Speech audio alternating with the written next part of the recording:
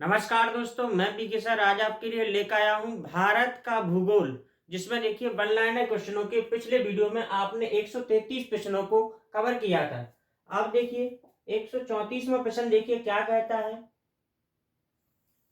प्रश्न नंबर 134, अरुणाचल प्रदेश में ब्रह्मपुत्र को किस नाम से जाना जाता है? तो आंसर होगा दिहांग। आंसर होगा दिहांग। 135वां प्रश्न, बांग्लादेश में जमुना, ब्रह्मपुत्र और पद्मा गंगा के संगम से किस नदी का निर्माण होता है? आंसर होगा मेघना नदी। 136वां प्रश्न, तीस्ता नदी का उद्गम किस स्थान से होता है? तो आंसर होगा जेमू ग्लेशियर। जेमू ग्लेशियर जो सिक्किम में है। 137वां प्रश्न, हिमालयी अफवाह तंत्र में कौन कौन सी नदियां आती हैं? तो आंसर होगा गंगा नदी, सिंधु नदी तंत्र और ब्रह्मपुत्र नदी तंत्र। ये सभी हिमालयी अफवाह तंत्र हैं। 138वां प्रश्न, सिंधु नदी का उद्गम किस स्थान से होता है? तो आंसर होगा चीन तिब्बत। 139वां प्रश्न, सिंधु नदी किस स्थान से भारत में प्रवेश करती है?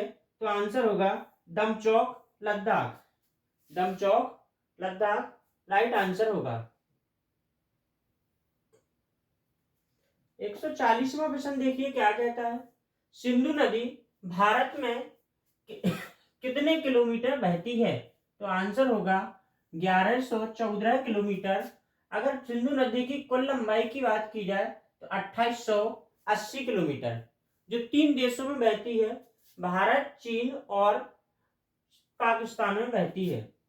सिंधु नदी भारत में बहने के बाद किस स्थान पर पाकिस्तान में प्रवेश करती है?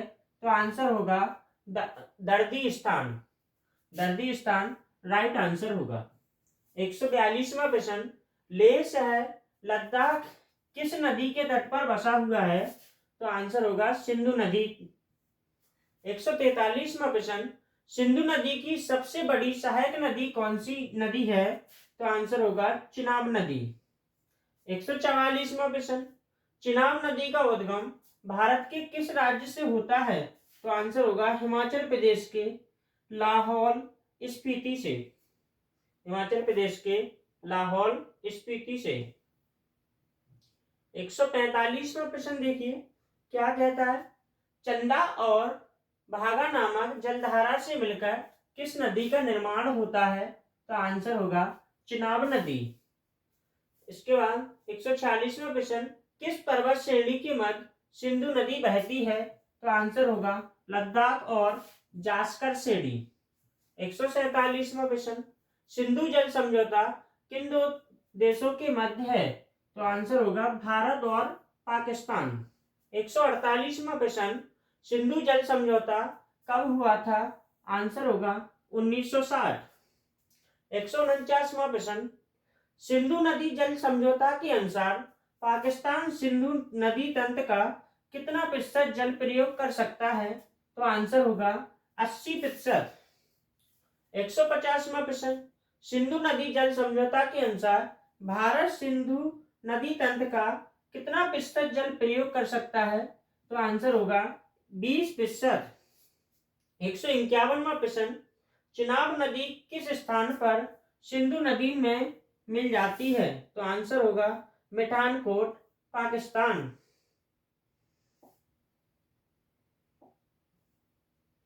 152वां प्रश्न देखिए क्या कहता है। 152वां प्रश्न कहता है, चिनाब नदी की सहायक झेलम नदी का उद्गम कहां से होता है? आंसर होगा शेषनाग झील, कश्मीर घाटी। 153वां प्रश्न, चिनाब नदी का वैदिक नाम क्या है? तो आंसर होगा अस्किनी या इसकमती। 154वां प्रश्न, श्रीनगर शहर और बुलर झील किस नदी के किनारे स्थित है? तो आंसर होगा झेलम नदी।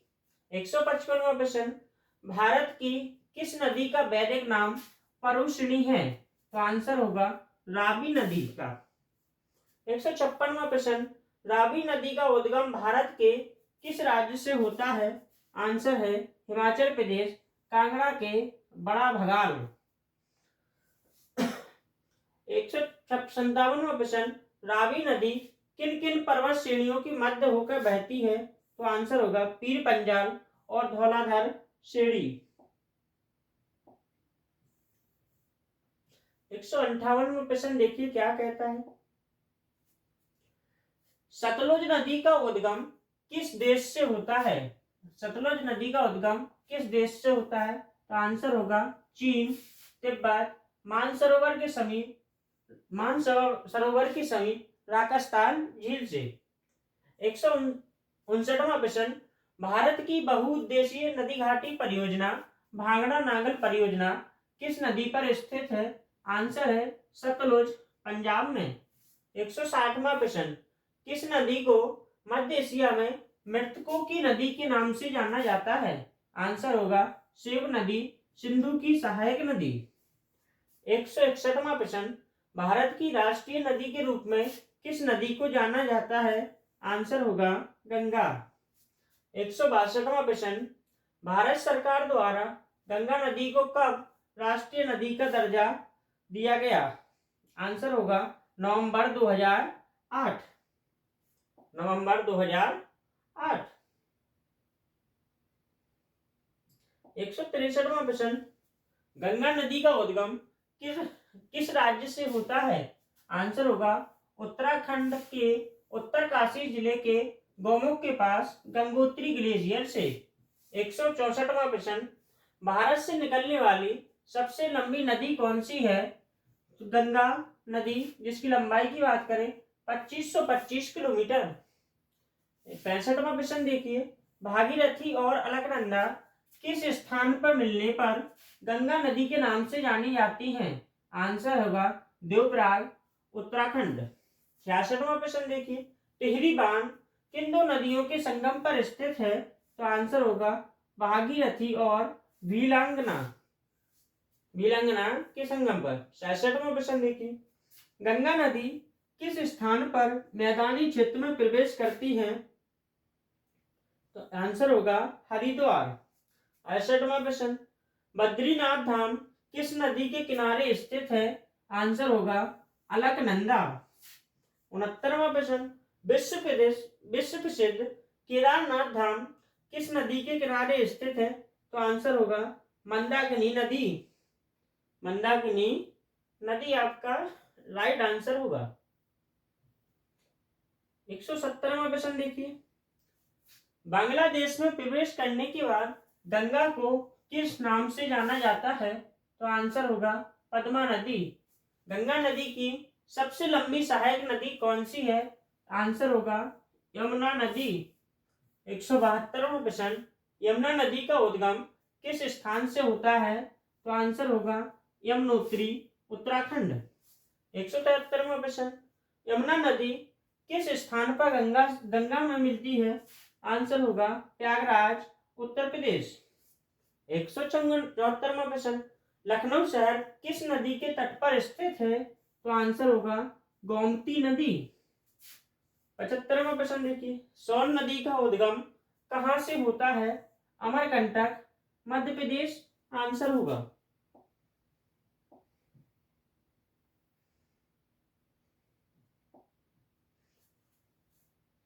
76वें प्रश्न पे बात की जाए, देखिए सोन नदी किस स्थान पर गंगा में मिल जाती है?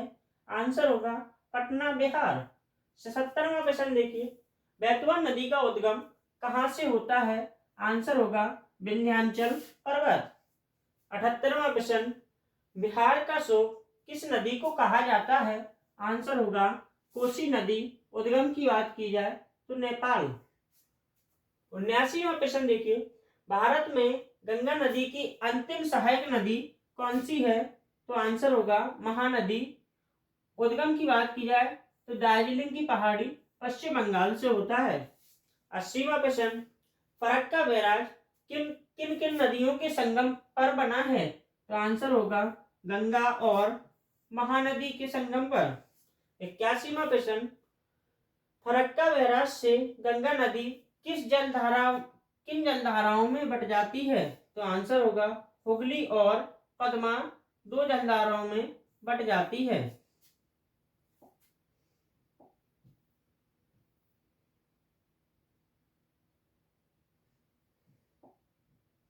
82वां प्रश्न देखिए, पश्चिम बंगाल का कोलकाता शहर किस नदी के किनारे बसा है? आंसर होगा हुगली नदी। 83वां प्रश्न, हुगली नदी की किस सहायक नदी को पश्चिम बंगाल का शोक कहा जाता है? आंसर होगा दामोदर नदी। 84वां प्रश्न, दामोदर नदी का उद्गम किस स्थान से होता है? तो आंसर होगा छोटा नागपुर का पठार। छोटा नागपुर जो एक पठार है। सुंदरबन डेल्टा का निर्माण किन दो नदियों द्वारा किया जाता है? तो आंसर होगा गंगा और ब्रह्मपुत्र। 86वां प्रश्न देखिए, दक्षिण भारत में बहने वाली सबसे बड़ी व लंबी नदी कौन सी है? आंसर होगा गोदावरी नदी, जिसकी लंबाई की बात की जाए 1465 किलोमीटर है। 1465 किलोमीटर। 187वां प्रश्न, गोदावरी नदी का उद्गम कहां से होता है? आंसर होगा त्र्यंबकेश्वरम ब्रह्मगिरी पर्वत, नासिक महाराष्ट्र। अगर बात की जाए नासिक में कौन है? त्र्यंबकेश्वरम ब्रह्मगिरी पर्वत से होता है।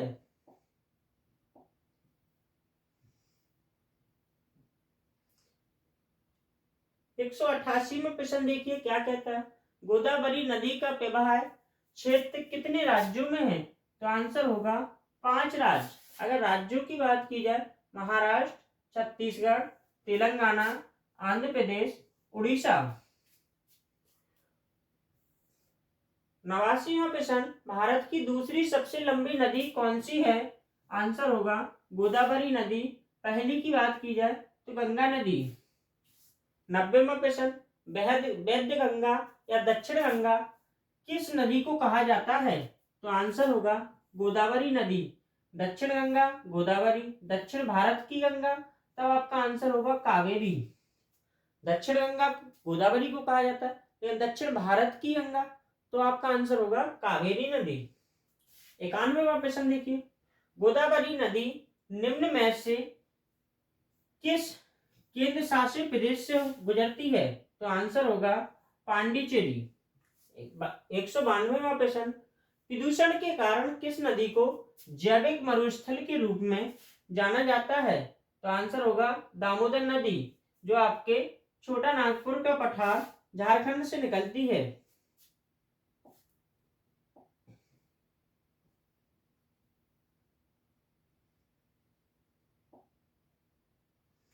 93वां प्रश्न देखिए क्या कहता है, भारत की कौन सी नदियां भैंस घाटी से बहती हैं? तो आंसर होगा नर्मदा, ताप्ती और दामोदर। 194वां प्रश्न, नर्मदा नदी का उद्गम कहां से होता है? तो आंसर होगा अमरकंटक, मध्य प्रदेश। 195वां प्रश्न, नर्मदा नदी की सबसे बड़ी सहायक नदी कौन सी है? तो आंसर होगा तवा नदी, जो उद्गम की बात की जाए सतपुड़ा की पहाड़ी से होता है। 196वां प्रश्न, नर्मदा एवं ताप्ती नदियों के मध्य कौन सी पहाड़ी स्थित है? तो आंसर होगा सतपुड़ा पहाड़ियां। 197वां प्रश्न, भारत में बहने वाली कौन सी नदियां खंबात की खाड़ी में गिरती हैं? तो आंसर होगा नर्मदा, ताप्ती और साबरमती। 198वां प्रश्न देखिए, भारत के पश्चिम की ओर बहने वाली सबसे लंबी नदी कौन सी है? आंसर होगा नर्मदा नदी। अगर लंबाई की बात की जाए तो 1312 किलोमीटर, जो दक्षिण की ओर बहने वाली सबसे बड़ी नदी है। 99वें प्रश्न पे अगर बात की जाए तो देखिए 199वां प्रश्न क्या कहता है, ताप्ती नदी का उद्गम किस स्थान से होता है? आंसर है मुल्ताई, बैतुल, मध्य प्रदेश से होता है। 200वां प्रश्न, कौन सी नदियां ज्वार नदमुख एस्चुरी का निर्माण करती हैं? आंसर होगा नर्मदा, ताप्ती और मांडवी नदी। 201वां प्रश्न, नर्मदा नदी किस राज्य में सर्वाधिक बहती है? तो आंसर होगा उत्तर मध्य प्रदेश।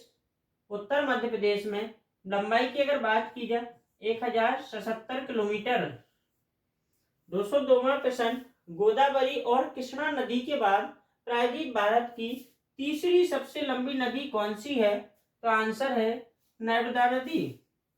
203वां प्रश्न, भारत की किस नदी को सूर्यपुत्री कहा जाता है? सूर्यपुत्री कहा जाता है, तो आंसर है ताप्ती नदी। आपने 203 प्रश्नों को कवर किया है, 203 क्वेश्चंस को कवर किया है। अगर आपको बलनाइनर सीरीज अच्छी लगती है तो प्लीज वीडियो को लाइक शेयर सब्सक्राइब अवश्य कीजिए। ठीक है दोस्तों, इसी के साथ थैंक यू दोस्तों। कल फिर अगले वीडियो के साथ मिलते हैं।